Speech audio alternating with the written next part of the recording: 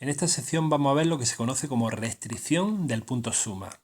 Esto es lo más importante que debemos conocer para analizar circuitos que contengan amplificadores operacionales. Simplemente con estas reglas que vamos a ver, denominada restricción del punto suma, podemos analizar cualquier circuito que contenga amplificadores operacionales de forma muy sencilla. Y lo aplicaremos en la siguiente sección. Analizaremos circuitos con amplificadores operacionales, diversas configuraciones de circuitos con amplificadores operacionales. Bien, vamos a ver qué es esa restricción del punto suma. En primer lugar, para diseñar y analizar circuitos que contengan amplificadores operacionales, siempre vamos a suponer que tienen un comportamiento ideal, ¿vale? Siempre vamos a suponer comportamiento ideal del amplificador operacional. ¿Y cuál es ese comportamiento ideal? Esto que aparece aquí. El amplificador operacional siempre va a tener una resistencia de entrada infinita, una ganancia en lazo abierto infinita y una resistencia de salida nula, cero. ¿Eso qué implica? Bueno, vamos a dibujar el circuito equivalente de ese amplificador operacional ideal. Como siempre, el circuito equivalente era esa resistencia de entrada puesta entre los dos terminales de entrada. Aquí tenemos el terminal, este sería el no inversor, el terminal que entra por el más del amplificador operacional, y tenemos una tensión V1 entre ese terminal y masa. Por aquí tendríamos el terminal inversor y tenemos una tensión V2 entre este terminal y masa. Por lo tanto, entre las dos entradas del amplificador operacional tenemos una diferencia V1 menos V2. Bien, entre esas dos entradas tendría que haber una resistencia RI, pero nos están diciendo que en el amplificador operacional ideal la resistencia de entrada es infinita. ¿Qué significa una resistencia de entrada infinita? Pues un circuito abierto. Por eso aquí la entrada entre estos dos terminales es un circuito abierto. ¿Qué implica que RO, que la resistencia de salida sea cero? Pues que sea un cortocircuito. Aquí tendríamos que tener esa RO. Igual que en los modelos equivalentes del amplificador vimos que aquí había una resistencia. Bien, como nos están diciendo que esta resistencia vale cero, por eso es un cortocircuito. No tenemos RO.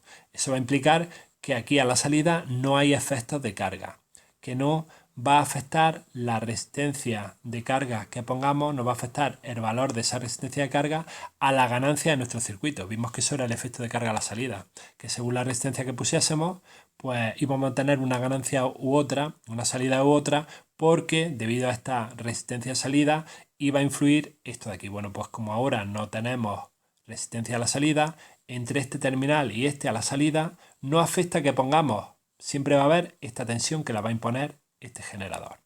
Y ese generador lo que hace es amplificar, mediante nuestra ganancia en lazo abierto, amplifica la diferencia de las entradas, esta diferencia de aquí. Pero ¿cuánto vale esta ganancia en lazo abierto? No lo están diciendo. Vale infinito. ¿Vale? Bueno, pues este es el modelo equivalente de nuestro amplificador operacional ideal. Aquí lo tenemos dibujado.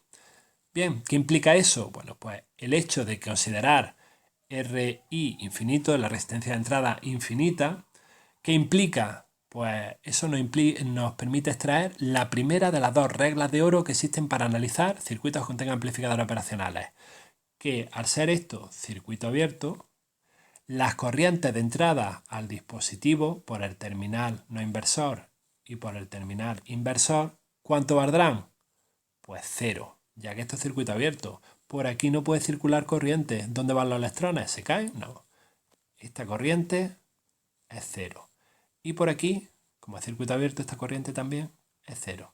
Bueno, pues esa es la primera regla de oro para analizar amplificadores operacionales. Ojo, nuestro amplificador operacional, a ver, estaría aquí, ¿vale? Este sería nuestro amplificador operacional, con la salida por aquí, ¿vale? Entonces estas son nuestra entrada no inversora y nuestra entrada inversora. Como está en circuito abierto, como la resistencia de entrada RI es infinita, eso implica que las corrientes que entran son cero. Eso es muy importante, es la primera regla.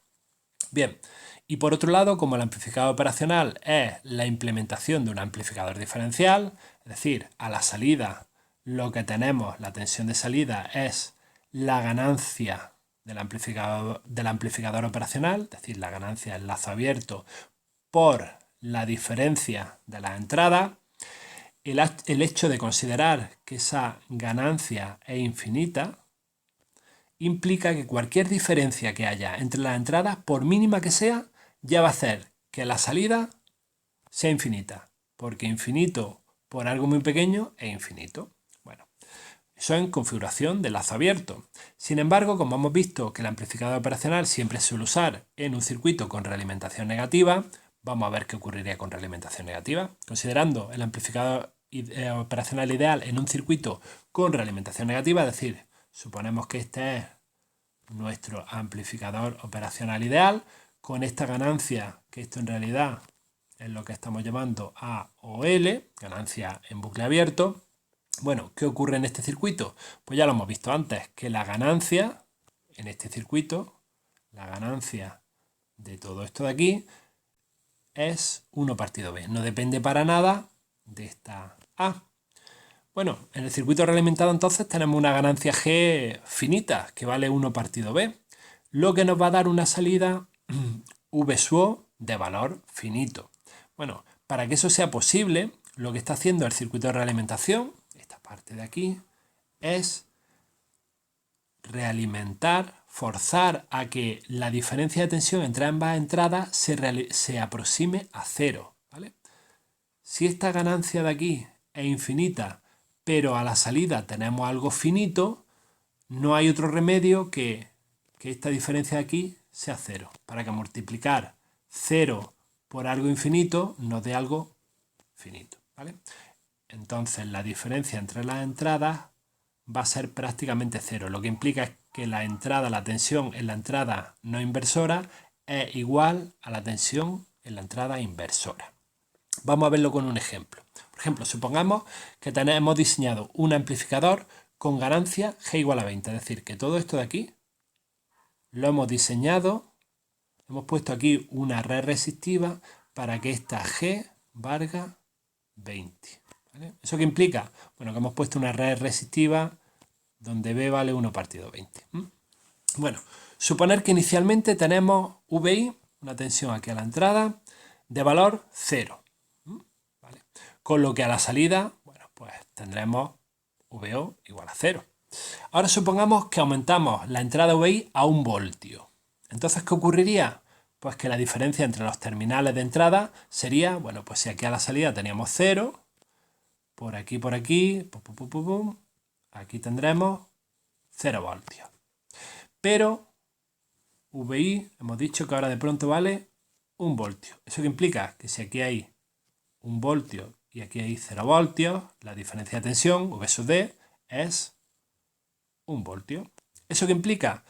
Que como teníamos una ganancia infinita, 1 voltio por infinito nos da infinito. Es decir, que a la salida de pronto pasamos de tener 0 voltios a tener infinitos voltios. Sin embargo, la realimentación negativa hace todo lo posible para que la ganancia de circuito sea 20.